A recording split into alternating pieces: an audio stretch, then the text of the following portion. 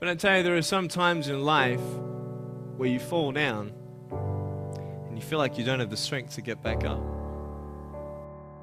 There comes a time when the blankness of future is so extreme, it is such a black wall of nothingness, not even of bad things. It's not like there's a cave full of monsters that you're afraid of entering the future. It is just nothingness.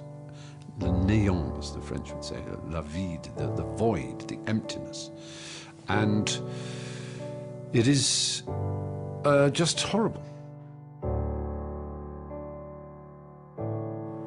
It's horrible to contemplate a futureless future, if that isn't too impossible.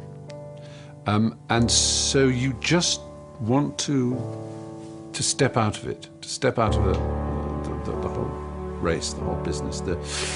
The monstrosity of being alive overwhelms you. I thought, what kind of purpose do I have to live? I mean, are you just here to live to die? I mean, is there not a purpose for me? Is there not a purpose in life? And I had questions and no answers. And I asked my mum and dad, why did this happen? I asked doctors, why did this happen? They don't know.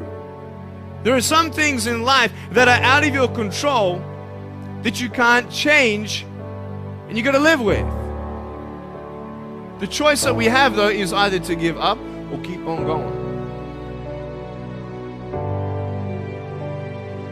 The very first thing I want to offer you is empathy. I understand that the feeling is real. This idea that you want to just do an end, put an end to the entire game of life.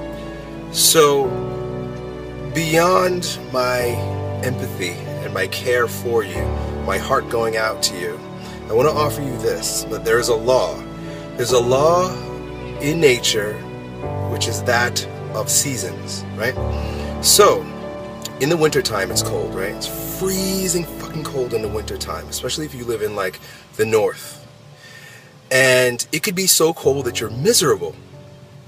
If a man was so cold and miserable that he decided that perhaps I should kill myself because this freezing cold misery is not worth living in, someone might offer him the idea that, or remind him of the law that, dude, this is like, you've got maybe another 6 weeks, you got maybe another 8 weeks, and then spring's coming, man. It's just the way it is. Things cycle through. It's just a season. Right now, I understand it's freezing fucking cold and you feel horrible and you feel pretty bad about the situation, but hang in there. 70% of illnesses on the planet, all kinds, are self-created. You are able to generate substantial amount of intense emotions and thoughts, but in the wrong direction. You are generating thoughts and emotions which work against you, not for you. You think it's your right to throw tantrums. You think it's your right to get angry with people. You think it's your privilege to be depressed so that you'll get attention from somebody. You keep playing this, one day you will not be able to turn back. How did I get from depressed to who I am today? Because I tell you, I was depressed. When I was age 8, I used to concentrate on the things I didn't have. I wish I had arms and legs, and I wish I could do this, but what can I do? You see, I have a choice, and that's what I want to talk about today, choices. I can either be angry for not having arms and legs or be thankful for my chicken drumstick.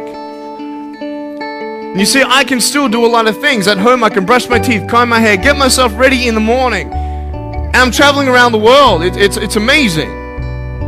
Happiness is a choice. That is what I want to live my life by. You can't always be happy. Listen, I know, I'm not crazy. I realize the realism in always being happy. Sometimes you have to put up with some crap in your life. But if you are always striving to choose happiness, every day you wake up and you say to yourself, you know what, I am going to choose to not let the outside influences of the world affect my mood. I am going to be in charge of how I feel because I am going to choose happiness. I promise you, you will lead a lot happier life. And at least you can try to, right? You just have to set the necessary conditions for health, necessary incentives for health. both for yourself and your children if you have them. Do not set incentives for sickness.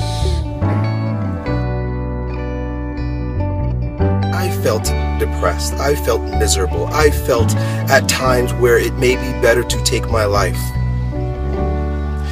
But with the wisdom that I've gathered in my 33 short years of life, I've come to realize that it's just a feeling.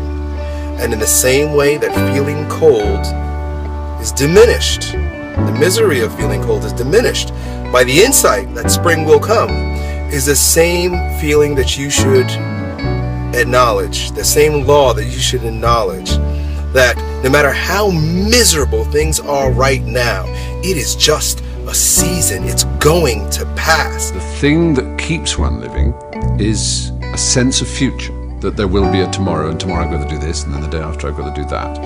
Not that any of these things have a particular logical purpose or a convincing reason to exist, but they somehow keep one going.